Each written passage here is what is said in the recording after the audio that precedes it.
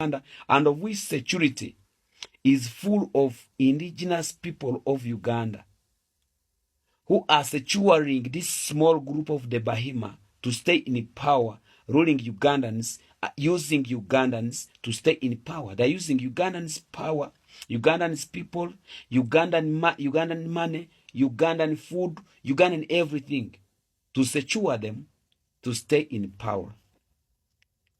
And indigenous people of Uganda are keeping quiet. They are blind about that. They can't see that they are now becoming slaves and more.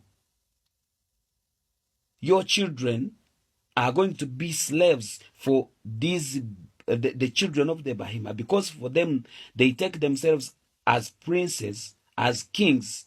For us, we are just subjects. We are their subordinates. So if you don't wake up now when an alarm is ringing, when a bell is ringing, I don't think that there is any other chance of Ugandans to rise against this small group of people. We have many tribes in Uganda, but only a small tribe like this, the Bahima group, taking themselves to be the top of everything in Uganda. Every big project in the country, every big organization in the country is under that small group, is controlled by that small group of the Bahima. This is not being tribalistic, but is the pain I feel for my country. Many things have been happening in the country. We have been keeping quiet. So whenever you see someone dumb starting to talk, know that there is some pressure behind that person.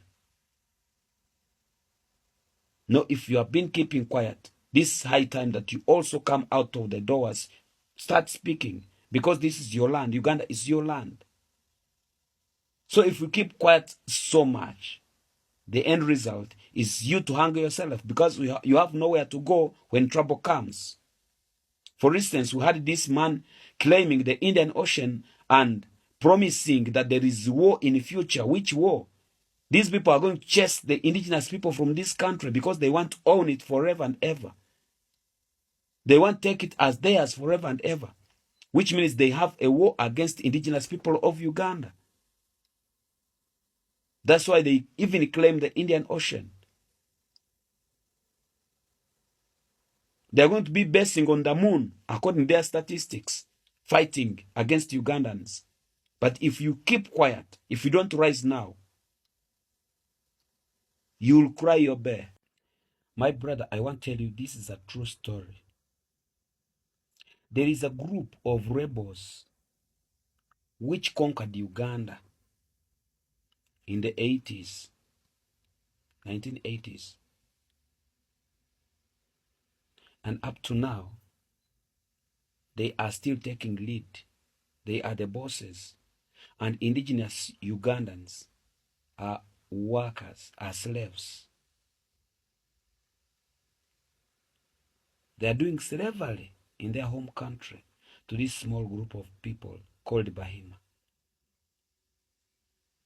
And they have a mission of making their regime a dynasty.